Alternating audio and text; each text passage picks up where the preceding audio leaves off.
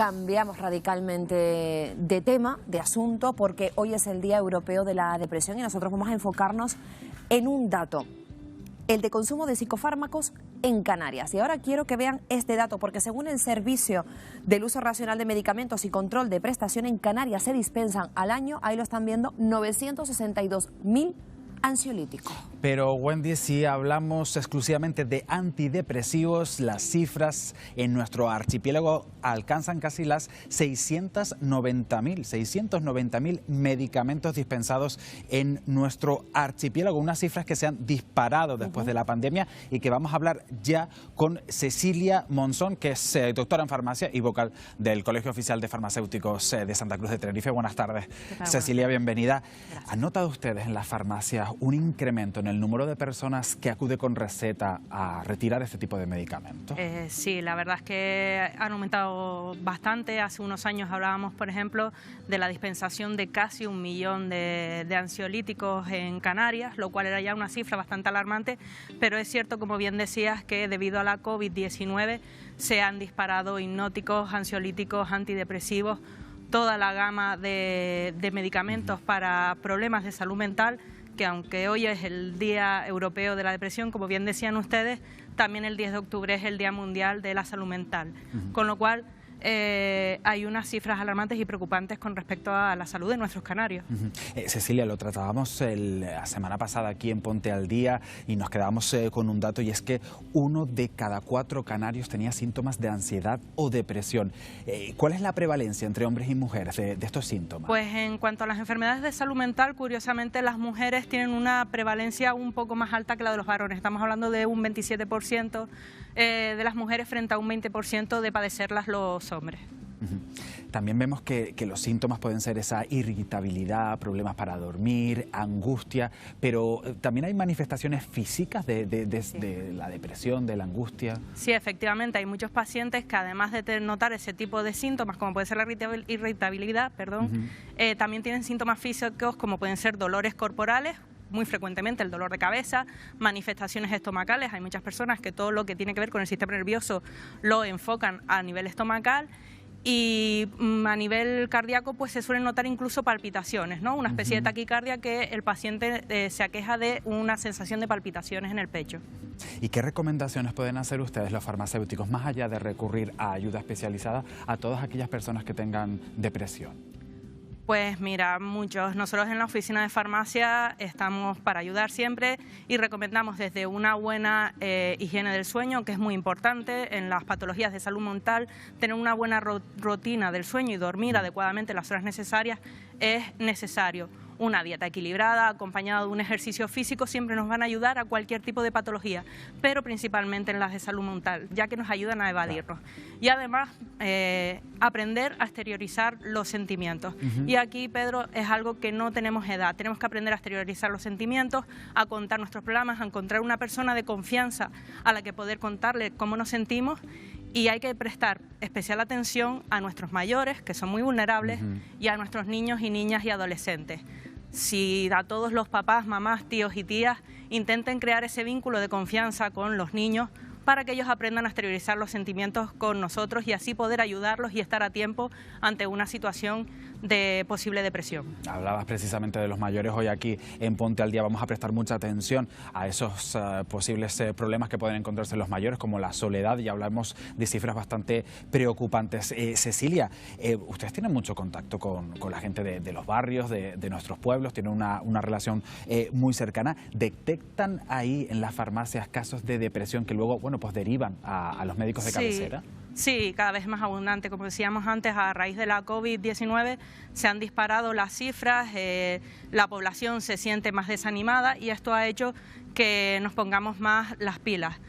Nosotros siempre decimos que los farmacéuticos somos unos afortunados, estamos a pie de calle, somos el primer punto de encuentro a nivel sanitario al que suelen recurrir más los pacientes y precisamente por eso los farmacéuticos de Canarias hemos iniciado un proceso formativo para mejorar en cuanto a la detección, el abordaje y poder ayudar a todos los pacientes que acuden a nosotros en la oficina de farmacia que puedan estar en riesgo de padecer un problema de salud mental. estamos hablando de medicamentos, bueno, pues que pueden tener una serie de efectos secundarios como cualquier otro medicamento, pero en este caso es más importante aún que se siga, bueno, pues esa adherencia, ¿no? Que se sigan las pautas que se le recomiendan a esa persona, ¿verdad? Sí, como bien dices, la adherencia al tratamiento siempre es algo que nosotros sacamos a colación con cualquier tipo de patología, pero además en salud mental es crucial, sea depresión o cualquier tipo de patología. Es esencial que se continúe el tratamiento, se tome a la hora a la que se lo ha pautado el médico y no lo dejen. En caso de tener que dejarlo, hay que hablar siempre con un médico para que lo paute de la manera adecuada, porque no se puede dejar de un día para otro. Incluso hay muchas veces que el paciente quiere dejarla porque no nota todavía el efecto. Hay que tener en cuenta que con las patologías de salud mental los tratamientos podemos tardar incluso 2 semanas en notar los primeros efectos de la mejoría, con lo cual hay que tener un poquito de paciencia y esperar, pero nunca dejarla sin haberlo consultado con nuestro médico especialista, y en caso de sentirse mal o notar algún tipo de efecto secundario con respecto al tratamiento, ponerse en contacto siempre también con el médico para que le pueda dar unas buenas pautas para que mejore en cuanto a esa sintomatología. Y en cualquier caso, si tiene dudas de cómo dejarlo según lo que le ha pautado el médico, estamos en la oficina de farmacia para ayudarlos. Siempre recurriendo a los expertos a la hora de seguir un tratamiento, que eso es muy importante para que consigamos el efecto que estamos buscando. Cecilia, hemos preparado un bodegón bastante completo aquí en nuestro programa de, bueno, pues hierbas para infusionar y también alimentos. Vamos a centrarnos primeramente en los alimentos. ¿Cómo nos pueden ayudar a generar esa serotonina que nos puede, bueno, pues hacer sentir un poco mejor si tenemos esos síntomas de depresión o de angustia? Sí, como ya dije antes, una dieta equilibrada nos puede ayudar a mejorar mucho en cuanto a nuestras patologías de salud mental. Nosotros utilizamos, no me voy a poner muy técnica porque no es cuestión, pero hay un neurotransmisor que utilizamos mucho en el cerebro, una molécula que está muy asociada a la sensación de placer, de felicidad que tenemos los seres humanos cuando experimentamos determinadas situaciones. Esa es la serotonina. La serotonina, para poder sintetizarse y liberarse, necesita de un precursor que es un aminoácido esencial llamado triptófano. Este triptófano, al ser esencial, no lo producimos nosotros solos, nos lo tenemos que administrar a través de la alimentación, y por eso es conveniente una correcta alimentación. Alimentos ricos en triptófano tenemos el brócoli, tenemos los productos lácteos, la leche, tienes ahí una botellita de leche que dan ganas de beberse. Lácteo, ¿no? Cualquier producto lácteo que esté hecho a base de leche. En cuanto a frutas, tenemos el aguacate, el plátano, la piña, que además es un maravilloso producto local de Canarias que nos viene desde el Hierro, y el plátano de Canarias, por supuesto, pero la piña que nos viene desde el Hierro. Tenemos también legumbres como las lentejas, que es un producto también rico, además de tener muchas proteínas vegetales que son muy sanas y se deben de incluir en la dieta diaria. Cualquier tipo de legumbres también son una fuente rica de triptófano. Frutos secos como las nueces o las almendras, aquí tenemos el ejemplo de las nueces, y como ya decía la semana pasada, si lo recuerdan, un puñadito, lo que nos cabe en el puño de la mano. Con eso es suficiente. Con eso es suficiente, no debemos de tomar más porque sería un exceso, y todo lo que nos pasemos también nos puede provocar un daño a nivel de salud. La moderación, como siempre, está el éxito. Y los huevos, por supuesto, un alimento muy rico tanto en proteínas, también fuente de triptófano, y que se debe de estar incluido en nuestra dieta diaria. En cualquier caso, una dieta equilibrada. Cecilia, también hay gente que tiene cierto reparo por desconocimiento, por miedo a recibir ese tratamiento con antidepresivos o con ansiolíticos. ¿Qué recomendación le podemos hacer o cómo les podemos ayudar? Mi primera recomendación es que debemos de intentar quitarnos tantos reparos a la hora de identificar que tenemos un problema de salud mental. Es muy habitual y no pasa nada. Pueden acudir a la oficina de farmacia para asesorarse. En la oficina de farmacia siempre hay productos que nos pueden ayudar a mejorar nuestro estado de ánimo, pero nunca se debe de tomar nada por su propia cuenta o porque a un familiar, un vecino le siente bien, porque lo que le sienta bien a otra persona no nos tiene por qué sentar bien a nosotros mismos. Somos únicos por dentro y por fuera, y por eso debemos de consultar siempre antes de tomarnos algo. Es verdad que existen una serie de plantas, sobre todo plantas medicinales, a las que se les atribuye una serie de propiedades, muchas de ellas calmantes, sedantes, relajantes, pero mucho cuidado. Las plantas suelen tener muchas contraindicaciones y pueden tener efectos adversos. Por Aquí ejemplo, tenemos una selección de algunas. Vamos a ver cuáles pueden ser las más beneficiosas y cuál es su efecto, Cecilia. Voy a empezar por la que hay que tener mucha precaución, porque además es una planta muy utilizada en Canarias, que es el hipérico, más conocida como hierba de San Juan. Ajá. La hierba de San Juan es una planta que se ha utilizado en muchas... y muchos lo utilizan incluso como antidepresivo leve, pero hay que tener mucho cuidado. Es una planta que puede tener muchos efectos, como son sequedad de boca, malestar, mareos, problemas estomacales, y además está muy contraindicada con muchísimos medicamentos que se utilizan con rutina, como pueden ser personas que tomen anticoagulantes, antidepresivos, que tomen anticonceptivos o en muchos otros casos. Muchas contraindicaciones. Por eso insisto, antes de tomar cualquier infusión, deben de consultar con un profesional sanitario que entienda de medicamentos y de plantas para que pueda asesorarle correctamente. Para que puedan convivir esas dos, ¿no? Sí. Vamos a seguir viendo más hierbas, Cecilia, que pueden ayudar a este tipo de síntomas. Pues sí, mira, por ejemplo, aquí tenemos, por esta esquinita de aquí, tenemos valeriana, que es la que estoy cogiendo yo en la mano. Tenemos más también conocida. muy conocida, tenemos pasiflora, tila, también tenemos melisa. Ambas, todas ellas, son plantas a las que se les atribuyen propiedades relajantes, calmantes, con lo cual nos van a ayudar en un momento de estrés a combatirlo y a estar más tranquilos, ¿vale? A darnos algo de serenidad. Pero insisto, y no puedo dejar de insistir en que mucho cuidado a la hora de tomar infusiones. Primero preguntar siempre si es adecuado para ti y para tu situación, porque no siempre es bueno para todos.